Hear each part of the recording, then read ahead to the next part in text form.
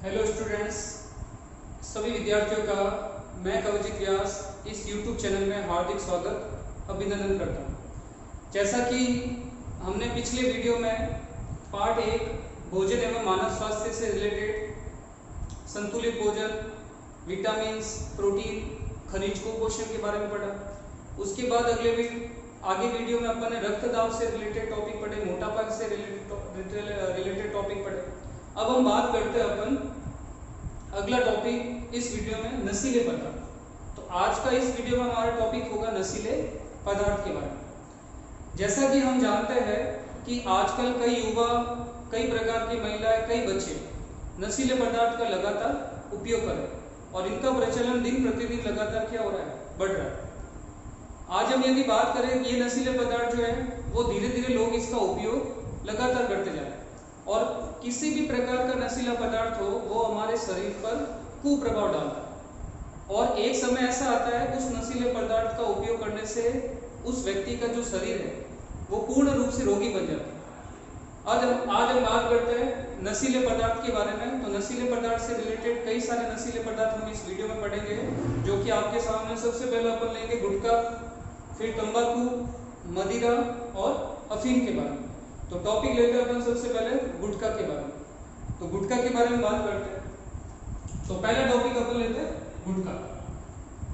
गुटखा की यदि अपन बात करें तो गुटखे का निर्माण कैसे होता है।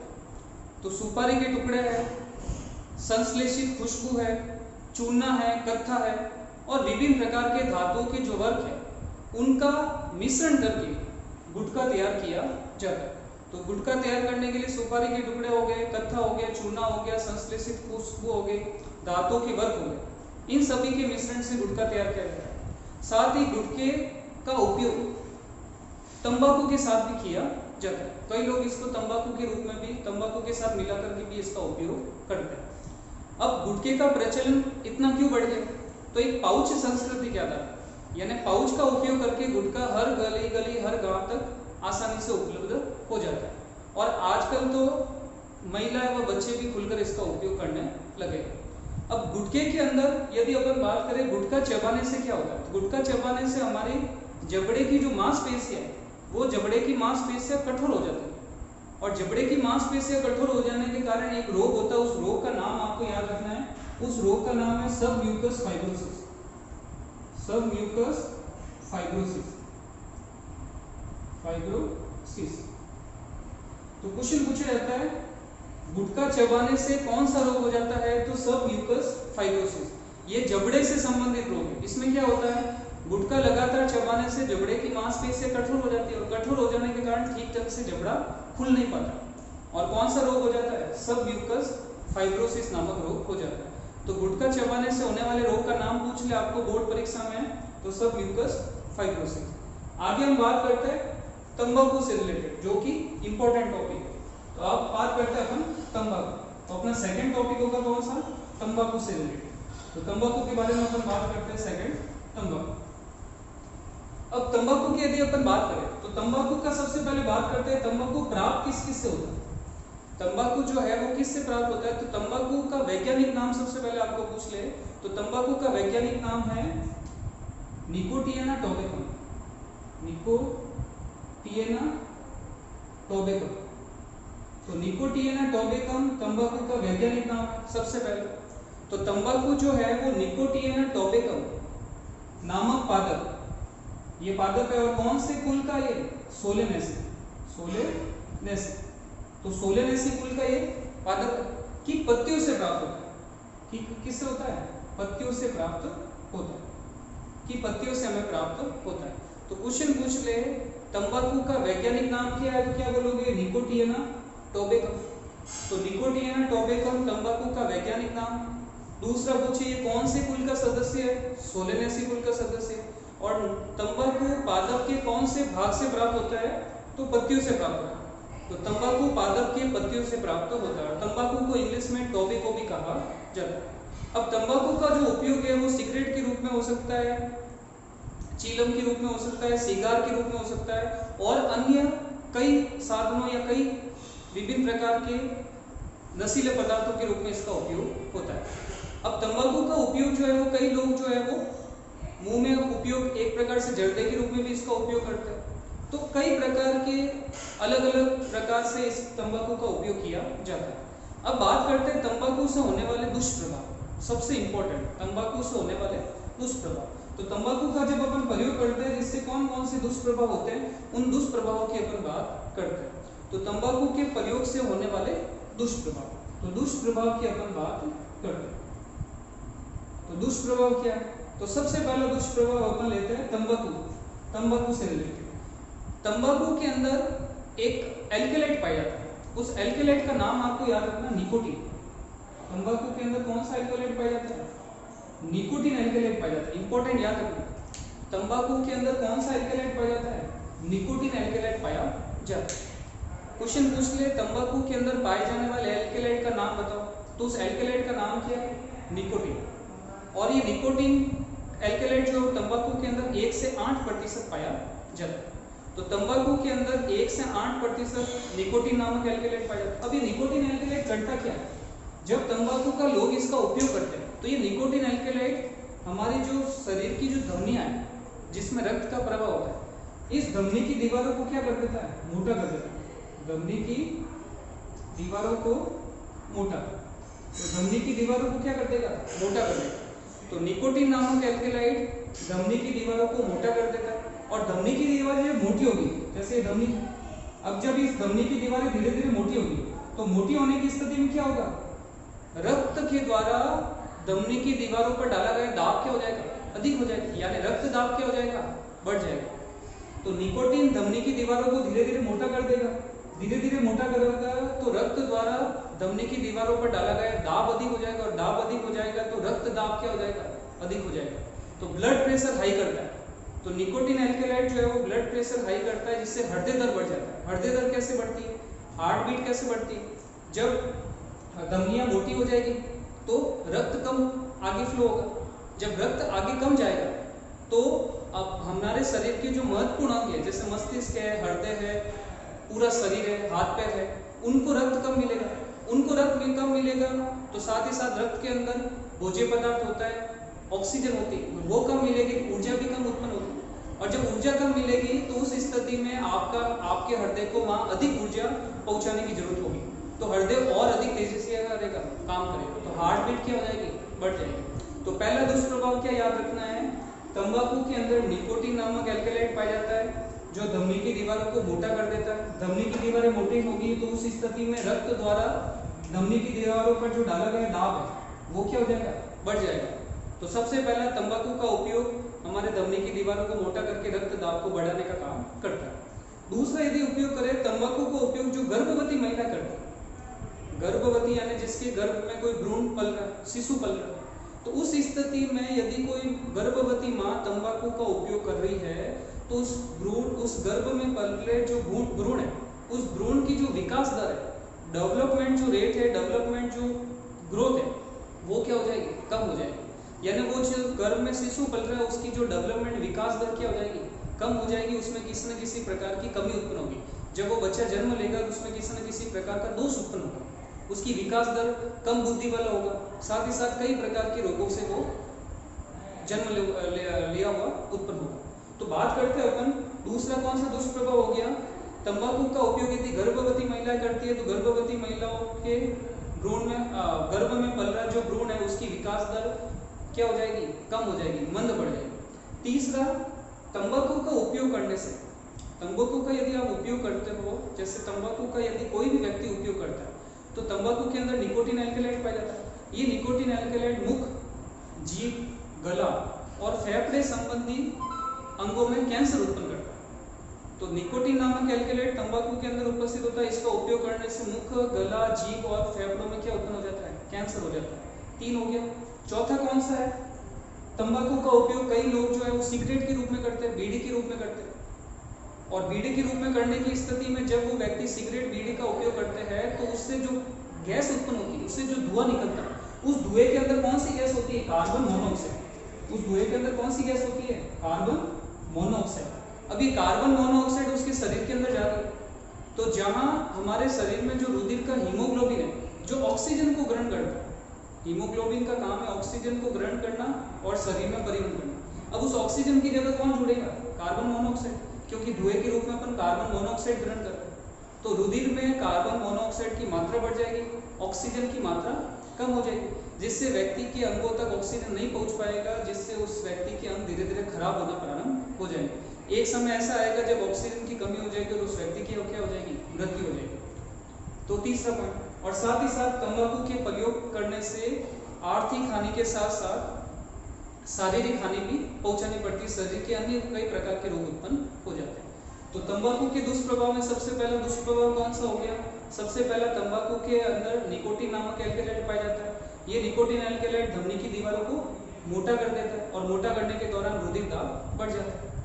दूसरा, तंबाकू का उपयोग यदि गर्भवती महिला करती है तो गर्भ में पल रहा जो भ्रूण है उसकी विकास दर कम हो जाती है। तीसरा, तंबाकू के प्रयोग करने से जीभ, गला, मुख और फेफड़ों में कैंसर होने की संभावना अधिक रहती है। और चौथा, तंबाकू के प्रयोग करने से आर्थिक हानि के साथ साथ शारीरिक हानि भी हमें उठानी पड़ती है। तो ये 4 दुष्प्रभाव बोर्ड एग्जाम में प्रश्न पूछा जाता है, तंबाकू के उपयोग से होने वाले दुष्प्रभाव लिखिए, तो ये आपको लिखना है। फिर बात करते हैं मदिरा के बारे में। मदिरा जिसको अपन इंग्लिश में अल्कोहल कहते हैं, मदिरा को अपन इंग्लिश में क्या कहते हैं? अल्कोहल कहते हैं। तो अगला तीसरा टॉपिक अपन लेते हैं मदिरा से रिलेटेड। तीसरा टॉपिक अपन क्या कहते हैं? मदिरा। और मदिरा को अपन क्या लेते हैं? अल्कोहल। तो मदिरा को इंग्लिश में अल्कोहल कहा जाता है। अब ये अल्कोहल का टॉपिक अपन लेते हैं। अब मदिरा की यदि अपन बात करें तो मदिरा के अंदर जो मुख्य घटक होता है मदिरा का, वो होता है एथिल अल्कोहल। क्या होता है? Ethyl alcohol. तो मदिरा के अंदर जो मुख्य घटक होता है वो होता है एथिल अल्कोहल। तो मदिरा के अंदर मदिरा का मुख्य घटक कौन सा है जिससे वो मदिरा बना होता है, या मुख्य घटक जिससे वो मिलकर बना होता है वो कौन सा? Ethyl alcohol. तो मदिरा का मुख्य घटक है एथिल अल्कोहल। और एथिल अल्कोहल का सूत्र यदि आपको पूछे तो C2H5OH, या फिर आप इसको लिख सकते हो CH3CH2OH, या फिर ये लिखो या फिर ये लिखो, दोनों एक ही है। तो एथिल अल्कोहल मदिरा का मुख्य घटक है जिसको अपन एथेनॉल कहते हैं। क्या कहते हैं? एथेनॉल। तो एथिल अल्कोहल भी बोल सकते हो या फिर इसको अपन क्या कह सकते हैं? एथेनॉल भी कह सकते हैं। तो मदिरा का मुख्य घटक एथिल अल्कोहल, एथेनॉल है, जिसका रासायनिक सूत्र हो गया C2H5OH या CH3CH2OH हो गया। अब मदिरा का यदि अपन प्रभाव देखें तो मदिरा का उपयोग कई प्रकार के लोग करते हैं। अब मदिरा से होने वाले दुष्प्रभाव सबसे इंपॉर्टेंट कि मदिरा से होने वाले दुष्प्रभाव क्या है। तो अपन अगला टॉपिक लेते हैं मदिरा से होने वाले दुष्प्रभाव। तो दुष्प्रभाव का टॉपिक अपन लेते हैं मदिरा से रिलेटेड दुष्प्रभाव। तो दुष्प्रभाव क्या है? सबसे पहले मदिरा जब कोई व्यक्ति ग्रहण करता है लिक्विड फॉर्म में, तो लिक्विड फॉर्म में जब वो व्यक्ति ग्रहण करता है तो मदिरा सीधा जाता है यकृत के अंदर, और यकृत उस अल्कोहल को, यकृत जो है वो उस अल्कोहल को क्या करता है? एसिटाइलेट में बदलता है। तो अपन कोई भी व्यक्ति यदि मदिरा का उपयोग करता है तो मदिरा अल्कोहल जो है वो व्यक्ति के यकृत के अंदर जाता है, और ये वो यकृत यानी लीवर जो है वो उसे एसिटाइलेट में बदल देता है। और एसिटाइलेट एक विषैला पदार्थ है और वो एसिटाइलेट लीवर को फेल करना प्रारंभ कर लेता है। इसलिए अपन बोलते हैं जब भी कोई अल्कोहल का व्यक्ति सेवन करता है तो उसका लीवर फेल होता है। तो क्यों फेल होता है? क्योंकि यकृत अल्कोहल को एसिटाइलेट, यकृत जो है वो क्या करता है? अल्कोहल को किसमें बदल देता है? Acid aldehyde, acid aldehyde. तो क्या बोलेंगे? यकृत जो है वो अल्कोहल को एसिड एल्डिहाइड में बदल देता है, और ये एसिड एल्डिहाइड क्या है? एक प्रकार का विषैला पदार्थ जो कि क्या करता है? लीवर को फेल कर देता है, लीवर को डिस्चार्ज कर देता है, डिस्ट्रॉय कर देता है, जिससे लीवर क्या हो जाता है? खराब हो जाता है। तो ज्यादा अधिक अल्कोहल का उपयोग करने से व्यक्तियों का लीवर क्या हो जाता है? खराब हो जाता है। दूसरा यदि दुष्प्रभाव यदि अपन बात करें तो अल्कोहल के उपयोग से शरीर का जो सामंजस्य है, शरीर का जो संतुलन है, शरीर का जो नियंत्रण है वो क्या हो जाता है? कमजोर हो जाता है, जिससे उसे कार्य करने की जो क्षमता है वो क्या हो जाती है? सीड हो जाती है। व्यक्ति सही ढंग से कार्य नहीं कर पाता। फिर यदि अपन बात करें तो दूसरा कौन सा हो गया? अल्कोहल के उपयोग से शरीर का सामंजस्य, नियंत्रण कमजोर हो जाता है, कार्य करने की क्षमता प्रभावित होती है। यदि उस अल्कोहल के सेवन वाले व्यक्ति को यदि आप कुछ काम दो तो वो काम किसी प्रकार का काम नहीं कर पाएगा। तीसरा यदि अपन बात करें तो अल्कोहल के उपयोग से शरीर की जो स्मरण क्षमता है, शरीर की जो याददाश्त है वो क्या हो जाती है? कम हो जाती है, जिससे उस व्यक्ति को किसी प्रकार का कोई भी अपन कह सकते हैं किसी प्रकार की वस्तु का ज्ञान नहीं होता। वो ये नहीं सोच पाता है कि मेरे सामने कौन खड़ा है या मैं किस प्रकार का कार्य कर रहा हूँ। तो स्मरण क्षमता में क्या हो जाती है, कमी आ जाती है। और स्मरण क्षमता कमी होने के साथ साथ तंत्रिका जो पेशी है वो भी प्रभावित होती है, जिससे वो व्यक्ति कहीं गिर भी जाए तो भी उससे चोट का जो प्रभाव है वो उसको महसूस नहीं होता है। तो तीसरा ये हो गया। और चौथा कौन सा लेंगे, इस मदिरा अल्कोहल के उपयोग से आर्थिक स्थिति के साथ साथ सामाजिक प्रतिष्ठा को भी क्या करती है, ठेस पहुंचती है। यानी आर्थिक, यानी इसमें पैसे तो लगते हैं अलग से, दूसरा समाज में उस व्यक्ति की क्या होती है, निंदा होती है, उस व्यक्ति की बुराई होती है। तो सामाजिक प्रतिष्ठा के साथ साथ आर्थिक स्थिति भी उसकी क्या हो जाती है, कमजोर हो जाती है। तो अल्कोहल का पहला उपयोग यकृत, अल्कोहल को एसिड हाइड्रेट बदलकर विषैला पदार्थ बनाता है और ये विषैला पदार्थ यकृत को फेल कर देता है। दूसरा, यकृत अल्कोहल के उपयोग से शरीर का सामंजस्य नियंत्रण कमजोर हो जाता है, जिससे कार्यक्षमता क्षीण हो जाती है, कार्य करने की क्षमता प्रभावित होती है। तीसरा, अल्कोहल के निरंतर उपयोग से स्मरण क्षमता में क्या आ जाती है, कमी आ जाती है। स्मरण क्षमता में कमी आने के कारण उस व्यक्ति को किसी प्रकार की वस्तु का ज्ञान नहीं होता है। साथ ही तंत्रिका पेशियां प्रभावित होती है, जिससे उस व्यक्ति को दर्द का अनुभव नहीं होता। चौथा, अल्कोहल के प्रयोग से सामाजिक प्रतिष्ठा के साथ साथ आर्थिक हानि भी पहुंचती है। और पांचवा एक और याद रखना है, अल्कोहल का निरंतर प्रयोग करने से एक रोग होता है, उस रोग का नाम आपको याद रखना है, वसीय यकृत रोग। वसीय यकृत रोग। अल्कोहल के प्रयोग, निरंतर प्रयोग से कौन सा रोग हो जाता है, वसीय यकृत रोग। और वसीय यकृत रोग होने के कारण उस व्यक्ति में प्रोटीन व कार्बोहाइड्रेट के संश्लेषण पर प्रभाव पड़ता है। ये संश्लेषण पर क्या पड़ता है, प्रभाव पड़ता है। तो अल्कोहल के निरंतर प्रयोग से वसीय यकृत रोग हो जाता है, जिससे प्रोटीन कार्बोहाइड्रेट संश्लेषण पर विपरीत प्रभाव पड़ता है, जिससे उसके शरीर में प्रोटीन कार्बोहाइड्रेट संश्लेषण प्रभावित होता है, जिससे विभिन्न प्रकार के रोग हो जाते हैं। तो वसीय यकृत रोग किसके उपयोग से होता है, अल्कोहल के उपयोग से।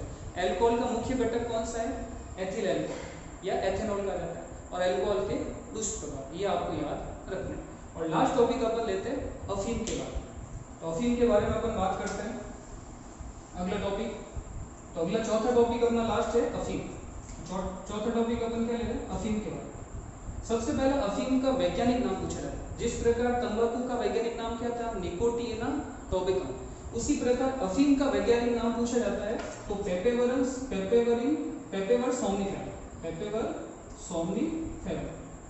सोमनीफेरम। तो क्वेश्चन पूछ ले, अफीम को इंग्लिश में ओपियम कहा जाता है। अफीम का वैज्ञानिक नाम पूछ ले तो क्या लिखोगे, पेपेवर सोमनीफेरम। तो अफीम का वैज्ञानिक नाम पेपेवर सोमनीफेरम। इस पेपेवर सोमनीफेरम जो अफीम का पादप है, अब जैसे यदि क्वेश्चन पूछा जाता है अफीम का निर्माण कैसे होता है, जैसे तंबाकू का निर्माण कैसे हुआ था, तो निकोटिना टोबैकम की पत्तियों से तंबाकू का निर्माण होता है। उसी प्रकार अफीम का निर्माण किससे होता है, पेपेवर सोमनीफेरम जो पादप है, इस पादप पर एक कच्चा फल लगता है, एक बड़ा सा फल लगता है। बड़ा सा क्या लगता है, फल लगता है। इस फल से क्या प्राप्त होता है, दूध प्राप्त होता है। और दूध को क्या करते हैं, सुखाते हैं। तो सुखाने से हमें क्या प्राप्त होगा, अफीम प्राप्त होगा। तो अफीम कैसे प्राप्त होता है, पेपेवर सोमनीफेरम पादप के कच्चे फल। अपन ये जो फल लेंगे वो कैसा लेंगे, कच्चा फल लेंगे। तो पेपेवर सोमनीफेरम जो पादप है, उसके कच्चे फल से जो दूध प्राप्त होता है, सफेद रंग का दूध प्राप्त होता है, उस दूध को सुखाने से हमें क्या प्राप्त होता है, अफीम प्राप्त होता है। क्वेश्चन आ गया, अफीम के निर्माण की प्रक्रिया लिखिए। तो अफीम पेपेवर सोमनीफेरम पादप के कच्चे फल से प्राप्त दूध को सुखाने से बनता है। अब इस अफीम के कच्चे फल से प्राप्त ये जो दूध है, ये जो दूध हमें प्राप्त हुआ, उस दूध के अंदर 30 प्रकार के एल्केलाइट पाए जाते हैं। अफीम जो दूध से तैयार होता है, दूध के अंदर क्या पाए जाते हैं, 30 प्रकार के एल्केलाइट पाए जाते हैं। कितने प्रकार के, 30 प्रकार के एल्केलाइट पाए जाते हैं। अब 30 प्रकार के जो एल्केलाइट पाए जाते हैं, उसमें मुख्य रूप से कौन कौन से एल्केलाइट है वो आपको याद रखना है। पहला तो याद रखना है मार्फिन, दूसरा याद करना है कोडीन, तीसरा याद करना है पेपेवरिन, चौथा याद करना है, तीसरा अपन याद करेंगे पेपेवरिन, चौथा याद करेंगे निकोटीन, और पांचवा याद करना आपको सोमनीफेरम।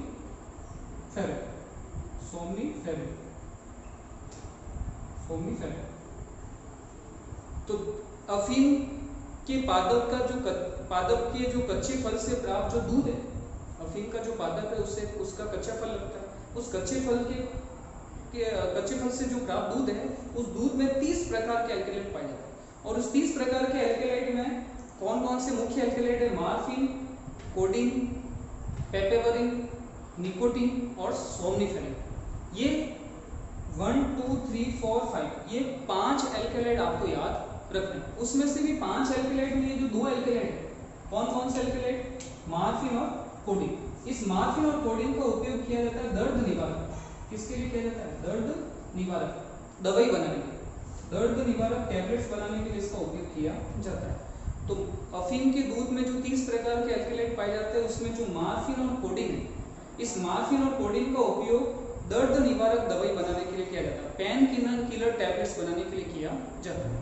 और कई लोग जो है वो इस अफीम का उपयोग जो है वो नशीले पदार्थ के रूप में, साथ ही साथ अफीम से एक नशीला पदार्थ और बनता है। उस नशीले पदार्थ का नाम है हेरोइन। क्या नाम है? हेरोइन। तो हेरोइन जो है वो किससे बनता है? अफीम से बनता है। तो कई लोग जो है वो अफीम के साथ साथ अफीम से बने नशीले पदार्थ हेरोइन का उपयोग भी कई प्रकार के लोगों द्वारा नशा प्राप्त करने के लिए या आनंद और शांति की अनुभूति प्राप्त करने के लिए किया जाता है। तो कई लोग आनंद व शांति की अनुभूति प्राप्त करने के लिए अफीम और अफीम से प्राप्त नशीला पदार्थ हेरोइन का उपयोग करते हैं। और आपने देखा होगा कि ग्रामीण क्षेत्रों में आज भी कई लोग गम व खुशी के दिनों में अफीम की मनोहर करने की प्रथा जो है वो आज भी, आपने गांव गए होंगे तो आपने देखा होगा जब खुशी और गम का दिन होता है तो वहां पर एक बड़ी सी जाजम बिछाई जाती है और वहां पर विभिन्न प्रकार के गांव के लोग वहां आकर बैठते हैं और वहां अफीम की मनोहर करते हैं। तो वो आज भी प्रथा जो है वो आज भी प्रचलित है। अफीम चाहे किसी भी रूप में उपयोग में लिया जाए वो हमारे शरीर के लिए क्या है? घातक है। गांव की महिला आपने देखा होगा, सुना भी होगा, गांव की जो महिला होती है वो अपने बच्चे को सुलाने के लिए अफीम खिलाती है, ताकि अफीम खिलाने से उसमें नशा आ जाता है और वो बच्चा क्या हो जाता है? सो जाता है। तो बच्चे को सुलाने के लिए भी अफीम का उपयोग किया जाता है। साथ ही कई लोग जो है वो अफीम का जो कच्चा फल है, इस कच्चे फल से क्या प्राप्त हुआ? दूध। अब दूध प्राप्त होने के बाद वो कच्चा जो फल है, जो उसकी फल भित्ति, कच्चे फल की कौन सी भित्ति? फल भित्ति। अब उस फल भित्ति को क्या करते हैं? उबालते हैं। फल भित्ति को क्या करते हैं? उबाल कर उसका जो लिक्विड है, उसका जो पानी है वो क्या करते हैं? उपयोग करते हैं। तो कई लोग जो है वो कच्चे फल की जो फल भित्ति, उस फल भित्ति को उबाल कर उसके पानी का उपयोग नशे के लिए करते हैं। और ये जो अफीम है, इस अफीम के अंदर कई प्रकार के रोग प्रतिरोधक क्षमता नष्ट करने के लिए, कम करने के एल्केलाइट पाए जाते हैं, जो हमारे शरीर की रोग प्रतिरोधक क्षमता को क्या करते थे? कम कर देते हैं। शरीर की रोग प्रतिरोधक क्षमता कम होने के कारण क्या होगा? वो व्यक्ति बार बार बीमार पड़ेगा और बार बार बीमार पड़ने के दौरान उसकी कुछ समय पश्चात क्या हो जाती है? मृत्यु हो जाती है। तो अफीम का किसी भी प्रकार में उपयोग करें वो हमारे शरीर के लिए क्या है? घातक है। तो हमने आज इस वीडियो में कौन कौन से टॉपिक पढ़े हैं? सबसे पहले गुटके के बारे में पढ़ा। कौन सा प्रश्न पूछा जाता है? गुटके से होने वाले मुख का कौन सा रोग है? सब म्यूकस फाइब्रोसिस, जिससे जबड़ा सही ढंग से फूल नहीं पाता है। इंपॉर्टेंट प्रश्न बता रहा है। तंबाकू का वैज्ञानिक नाम पूछा जाता है निकोटिएना टोबैकम। कौन से पादप से प्राप्त होता है? निकोटिएना टोबैकम। कौन से फूल? सोलेनेसी। कौन से पादप के भाग से? पत्तियों से प्राप्त होता है। तंबाकू के अंदर कौन सा एल्केलाइट पाया जाता है? निकोटीन नामक एल्केलाइट पाया जाता है। फिर बात करते हैं तंबाकू के दुष्प्रभाव। मैंने 4 दुष्प्रभाव आपको बताया। फिर अपन बात करते हैं मदिरा, अल्कोहल। अल्कोहल का मुख्य घटक कौन सा है? Ethyl alcohol, ethanol. फिर अल्कोहल के दुष्प्रभाव अपन ने देखे, वो आपको याद रखना है। अफीम के बारे में बात करें, अफीम का वैज्ञानिक नाम पेपेवर सोमनिफेरम। अफीम पादप के कौन से भाग से प्राप्त होता है? कच्चे फल से प्राप्त दूध को सुखाकर प्राप्त किया जाता है। अफीम के अंदर कितने प्रकार के एल्केलाइट पाए जाते हैं? 30 प्रकार के एल्केलाइट पाए जाते हैं। उसमें मुख्य रूप से कौन कौन से हैं? तो मार्फिन, कोडीन, पेपेवरिन, निकोटीन और सोमनिफेरम। मार्फिन और कोडीन का उपयोग दर्द निवारक दवाई बनाने के लिए किया जाता है। यदि आपको क्वेश्चन पूछ ले अफीम में उपस्थित उन एल्केलाइट के नाम बताओ जो व्यक्ति दवाई के रूप में नशा करने के लिए करते हैं। कुछ लोग जो है वो मार्फिन, कोडीन से प्राप्त जो दर्द निवारक दवाई है उसको ऐसे ही लेते हैं, बिना कोई दर्द के वो अपने शरीर के अंदर ग्रहण करते हैं ताकि उससे क्या प्राप्त हो? नशा प्राप्त हो। तो नशे करने के लिए कौन सी टैबलेट्स का प्रयोग किया जाता है? तो मार्फिन व कोडीन एल्केलाइट से बनी टैबलेट्स का प्रयोग किया जाता है। तो आज हम इस वीडियो में नशीले पदार्थ से रिलेटेड पढ़ा। और आपको ये ध्यान होना चाहिए, हमारे देश में प्रतिवर्ष लगभग 60 लाख से ज्यादा लोग इस तंबाकू के इस नशीले पदार्थ के उपयोग करने से असामयिक क्या हो जाती है, मृत्यु हो जाती है। और असामयिक मृत्यु होने के साथ साथ इसमें 60 लाख में जो 50 लाख है वो तो केवल प्रतीक रूप से नशीले पदार्थों का उपयोग करने से होता है। और जो 10 लाख लोगों की मृत्यु अप्रत्यक्ष रूप से, या तो उनके साथ बैठने से, यदि कोई व्यक्ति सिगरेट पी रहा और आप उसके पास आराम से बैठे हो तो वो उस सिगरेट का धुआं आपके शरीर पर भी विपरीत प्रभाव डाल सकता है और डालता भी। इसलिए हमें इस प्रकार के चीज़ों से क्या होना चाहिए, दूर होना चाहिए।